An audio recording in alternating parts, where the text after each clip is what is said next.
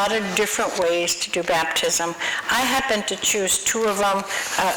The one baptism that I always use, and I think the other one is Karen's service that she does when you did the one with the blessing of the water and the air and all that. Some people just want a basic one. So most of the time in your manual it'll tell you. But if they just want, supposing you're in a hospital, and they know you're a minister, and they'll say, we need to have this baby baptized right away. All you do is take the water out of the faucet, bless the water, hold it in your hands and bless it, and baptize it, because God knows your intention in that water. See what I'm saying? God knows the intention.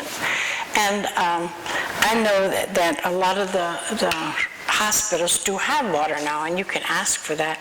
And I think when Lloyd did the baby, your niece, I think that's what he had to use, the water right from the spigot, because they didn't have anything available. So they didn't have time to go get it out of the whatever. So they just did that, and it was fine, because you know what? God knows your intention. I think it's all about intention. And you're dedicating this child back to God and thanking God for this child. And when they say the dedication of a child, you're saying, God, thank you for this child, and I know, but I'm giving it, he's in your graces, it's in your grace. And sometimes that happens so fast that you need to just do it at the spare of the moment. And so it's a very good experience. And anytime you're doing your first baptism, I'll be gladly with you, or one of us will gladly stand aside of you and walk you through it and get your how you can do it and so forth. But I would encourage you, if they're not married, find out why. Find out why that if you can, why you're not together for this child. And if there's a big reason, that's acceptable. But sometimes it's just a culture thing. And I think in order to reach out to all our communities so this happens, that we just got to be a little, question the families a little more and why they're not getting married and so forth, and encourage them to go to counseling if that's a problem, so that this child has both mother and a father. And I think that's where I'm going to come from now on. And I think maybe that is the big part. Not saying they have to belong to a church, but to get them married, that they can raise this child together. I think that's the important thing. We got to think of the children and their base and foundation today. That's the whole part. So baptism is very, very simple, and there's several different ways. They have cultures all over, sometimes they don't baptize till they're older. And sometimes I think it's the Church of Christ, they put them in a tub and they baptize them right in the water. I know Nancy's done some right at the Jordan River. Was it the Jordan or some river? You can do wherever you want to. You can do it wherever you want, And as far as holy water goes, you can bless your own water. Put crystals in it with full intention of that's full stream living water from God. May I also add that we've already done entire families here in the church because they requested to be baptized to this church, and I thought that was wonderful. Mm-hmm. I loved that. Mm-hmm. And we don't hear about that. Maybe we should make that announcement in church sometime. Mm-hmm. To say if any family would like to be baptized into our church, we would be very happy to do that. Because I thought that was wonderful. Mm-hmm. I think, wasn't it Ralph and Beth? You know who it is. She's a minister now. You did her daughters and her at the same time. That's one of them that I know. We'll talk about it after the thing. But so that's all there is. There's baptism. It's a wonderful experience because you see these babies, and I always like to do it. And usually it's because they'll ask you because the Catholic Church, they might be Catholic all their life, but if they didn't pay their dues and they want that back due and they want that back payment, And people just stand up and say, I'm not going to do that. You're not going to tell me I have to do this in order to baptize my child. And they'll go elsewhere. And I think this is where we all come in, because we can't turn a child away. So I think now, okay, Rose? One last question. Excuse me, one last question, Isabel. What if a person is dying and wants you to baptize them before they die? Then you do it. Okay, I was just going to ask you, how do you handle that? Thank you. Okay, how do you handle that? You can anoint them. I anoint, when I baptize, I anoint with oil. Now you got to remember, always use a carrier oil, especially on children. This is very important. A carrier oil is like olive oil. Olive oil is from a sacred plant, an olive tree, and olive oil heals all. And I use olive oil and maybe put a little bit of hyssop in, or a little bit of frankincense, something that I'm drawn to. I baptized some of the babies with some of the oil that I got from Egypt, from Sakara, which I'm very drawn to Sakara, and I use the desert flower because in olive oil, simply because the baby, you never know if you're going to be allergic to that scent or whatever. So you make it very light, but your intention is there. So olive oil is good for everybody. Just a little bit. You don't need a gallon, you know. And the same way with the water. Also, we use rose petals.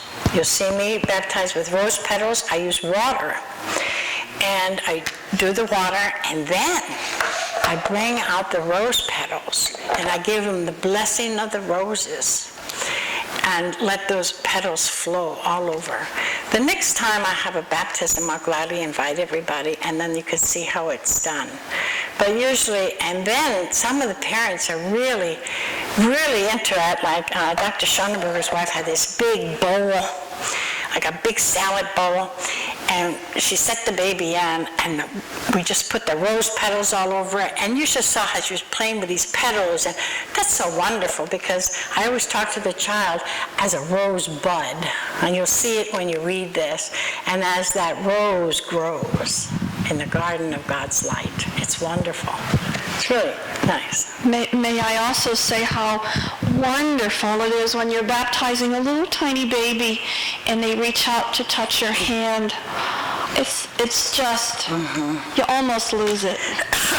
And the expressions on these little infants' faces, sometimes you know they're moved by something bigger than they are, you know, but baptism is like my favorite thing to I've already baptized in the cave at Hellertown. What's the name of that cave? Yeah, Dee's grandson. Anyway, this little boy and I took a candle, and this was very exciting to me, because I took a candle, and I held this candle for this child to look into that light, and he wanted that candle so bad.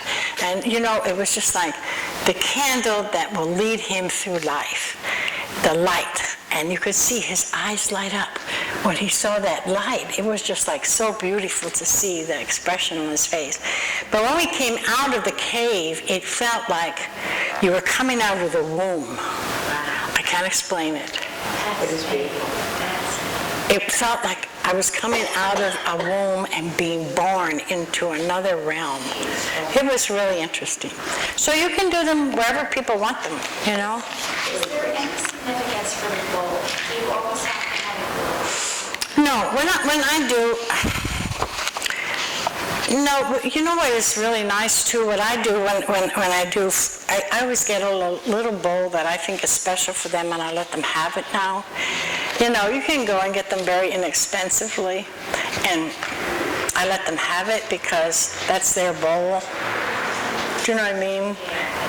Because we don't have a fount here. And when you go somewhere, you just take it. I take a little shell with me and a little bowl that they can have whatever they want in. So you can just take a little bowl. Don't have to be a big bowl. And sometimes the flower petals just go all over and they grab them. It's wonderful. But I thought it was so unique that she set this little girl in a bowl and let her play with these flowers.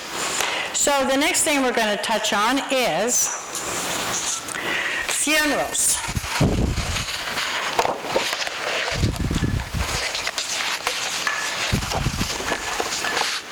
I'm going to go over, if you're called to a funeral service, a funeral service is I like to call it a celebration or remembrance of a person's life and preparing them for burial.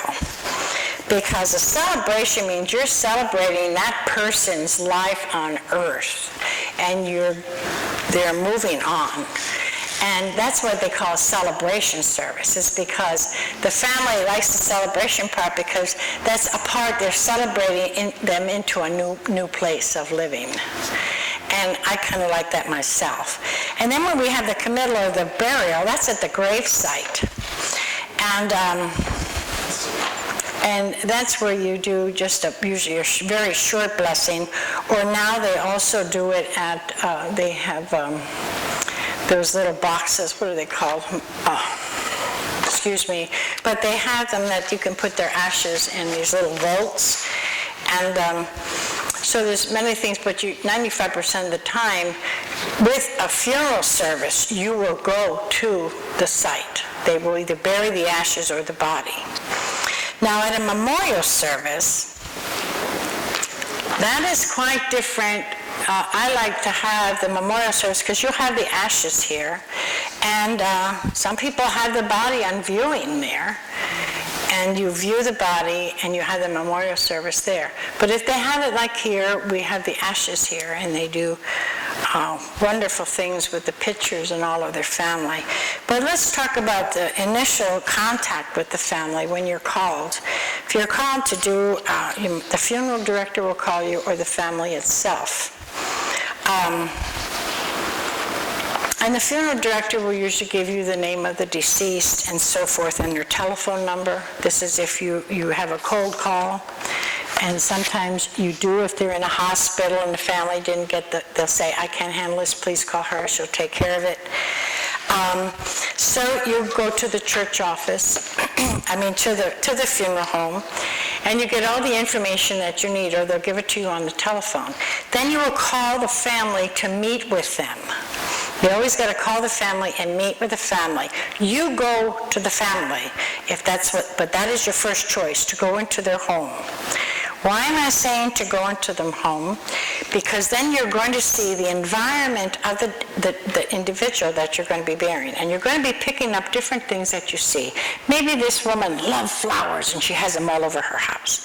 Maybe she has pictures all over her house. Maybe you will pick up the feeling of her in her house. Now I'm talking as a metaphysician. And so like I said, you will go through all of that, and you will, sometimes it's not the family, sometimes it's a spouse, sometimes it's a family member, a daughter or son, or it could be a trustee of an estate. That's when they don't have anybody, a trustee of an estate. Then when there's no living relatives that want to take charge, and they have all their things written down, and they want this followed, and that's what the trustee will tell you, how they wanted it done. And you always follow what they want. You always follow what they want. Sometimes it might not be, like you'll say, oh my goodness, but that's what they wanted. And if they have the money to pay for all those extra things that they want, it's your job to get it in place, okay? 95% of the time, the funeral director will really help you with that too. So you always ask the family, do they have any favorite scriptures? First of all, you ask their religion, what they believed in. Did they have any favorite scripture? Did they have any favorite poems? Did they have any favorite music? And that's what you go with. What was their favorite thing? Because that's what your theme is going to be built on. That's what your eulogy is going to be built on. What they loved, what they liked. That's why it's good to go in the home and feel those circumstances. And we got to remember, be sensitive to the body language of the remaining, the people that are there, like in the family. A lot of times there's family stress, okay? They don't agree. They're already fighting over the will.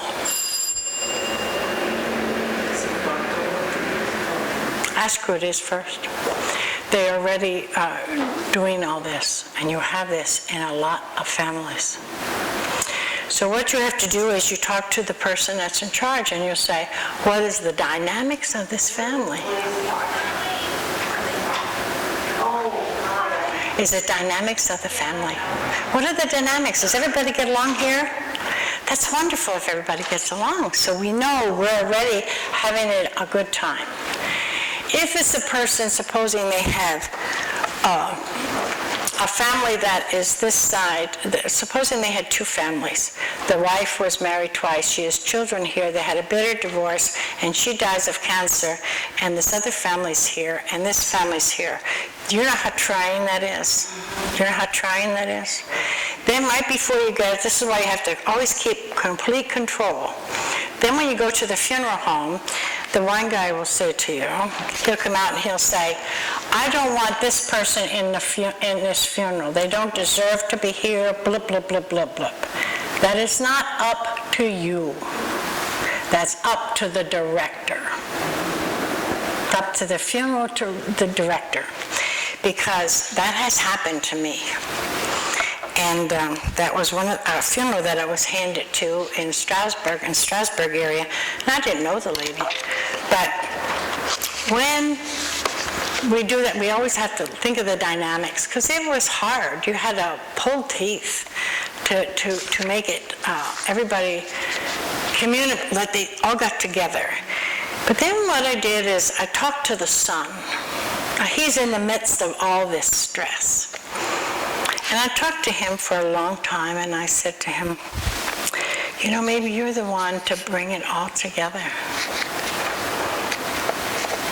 And then he said, I think I will.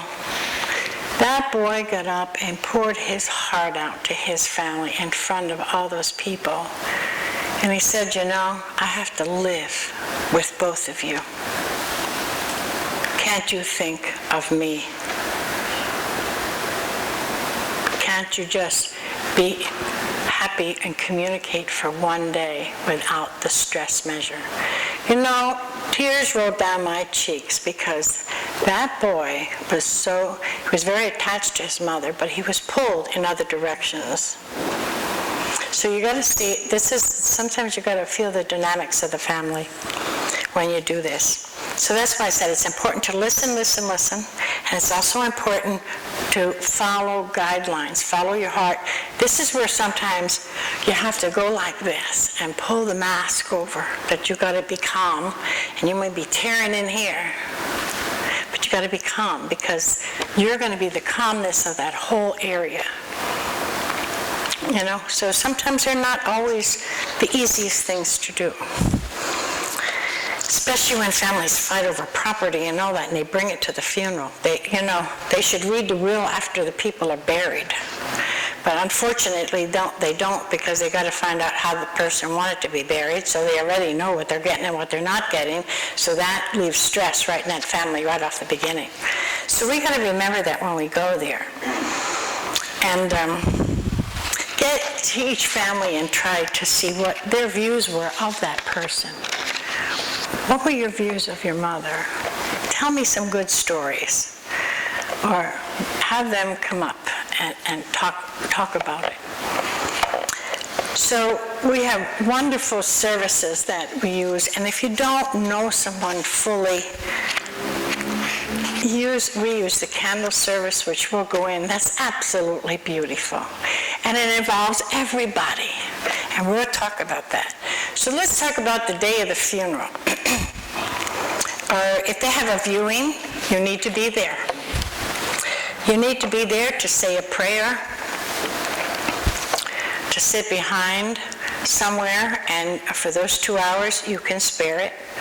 And you stay at the place and you're with that family, because that's when the family needs you the most, is when it's time to go home and after the funeral. So when you first get to the funeral home, first thing you do, you go to the director of the funeral home and you get a sheet. and it'll be like this. I don't know, I think I gave you a copy. And this is called the clergy record. On this, it will have what you need, where he's going to be buried, the day he died, the place he was born. All of these things should be on here.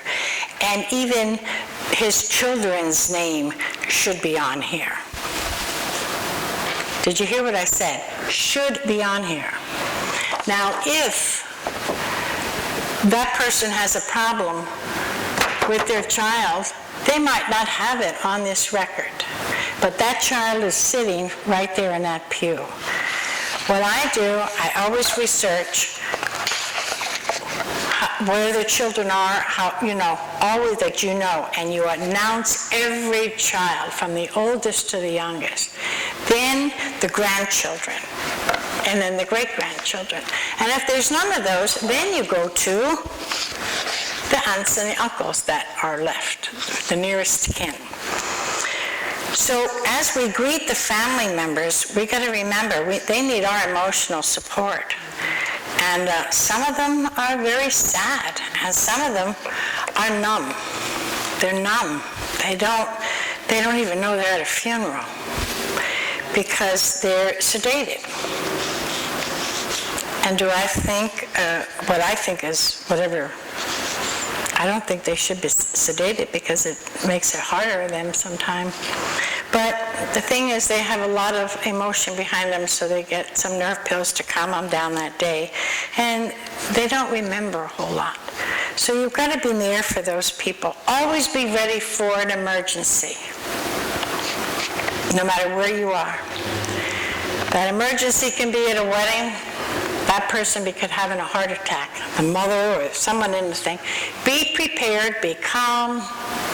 Always have someone that you can trust to do those things for you. Same thing at a funeral. If you tense and you know the director at this particular funeral knew that there might be a problem, so he was all set. But sometimes we have those things happen. People have heart attacks today. People get so emotionally upset that it can do anything. Be prepared for that emergency. And the director is usually just a phone call away. And sometimes you'll have, at these weddings, people really act out. They really do. They really get very, very, very, very emotional. I did a baby's funeral one day, and the baby was that big, this little casket. They had so much stuff in that casket, you couldn't see the baby. But that's their tradition. I'm giving this baby a toy. I'm giving this baby.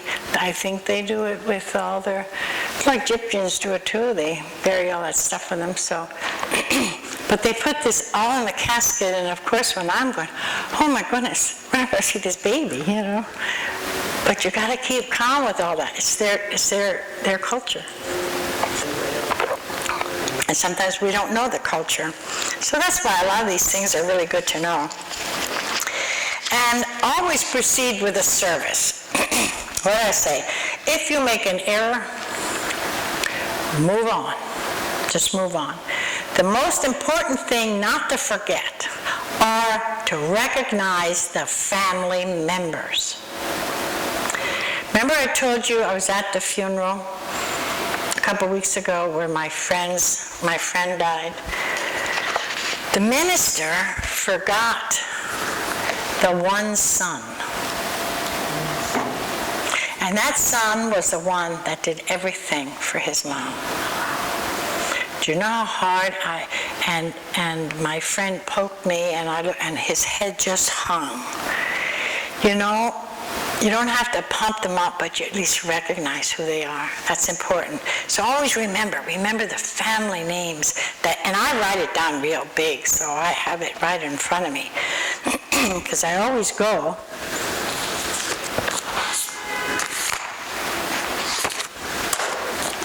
Also, another white book. This is what I go to a funeral prepared with.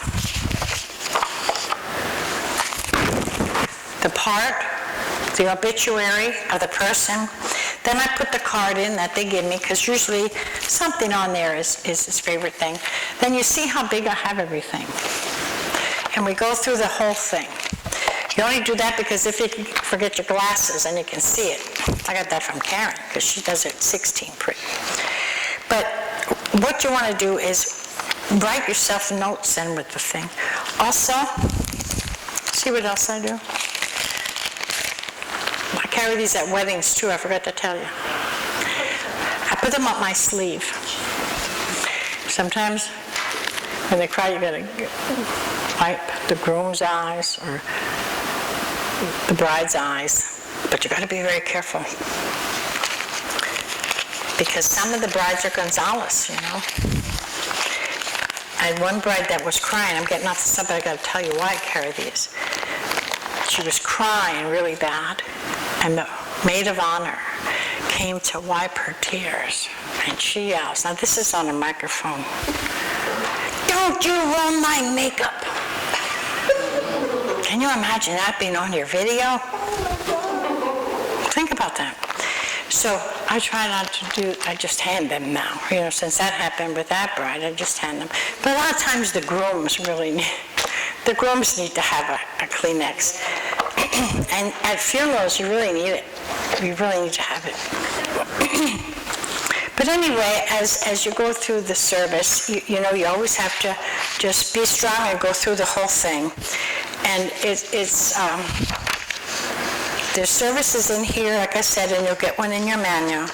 But this is a very favorite one that was written by an unknown hospice worker, which I thought is just wonderful. I use this a lot. It's called the candle ceremony, where you light 9 candles. And I think I have a copy for you in your folder. And you read through it, and it's wonderful. And this gives everybody a chance to speak. And this is wonderful when you really don't know the person. So what you need to do when it comes to the candle of remembrance, you can share just a little bit. But before the service, you always have someone that you know is going to get up and talk about that person, that you don't ask for a remembrance and no one gets up. See what I'm saying? So you always want to plant a few people that you know aren't afraid to stand up and tell a short story, a fun story, something about their mom or dad or friend. And, you know, it works out fine, because then everybody is joyful, because this is a very joyful ceremony, like a celebration. But most of the time, at a funeral, after it's over, and there's a body, even if it's going to be cremated and they have a viewing, you still have to be there. Try to be close to the family. After you finish your service, you go up to the body and you will bless the body, and you can say a benediction there, and then you can go into the room that are chairs on the side, or a room for the director, in the director's room. And then when he asks the family all the people can view the body again, you go back in when the family is covering the body. Because sometimes that can be very stressful for them. And so you have to be there for your support, and you're standing there with the director is close by too, and they cover the body. And usually it's someone in a family that can do it. Not everybody can do that. Not everybody can do it. The last funeral I did, I had this little old man who was 92, and they were married 68 years or something. It was really sad. And he said, "Oh, I'm going to cover her right up to here, and because I always covered her like this at night. Do you know how warm that made me feel?" And so there's always something you can take from one of these experiences that you can take home with you. So what we do then, they usually have your car. You either ride with the director in his car, or you can drive yourself. But you've got to make sure you tell the funeral director that I will be driving my own car, because then they're going to put you right in line with the hearse. When you would get to the cemetery, you make sure, sometimes you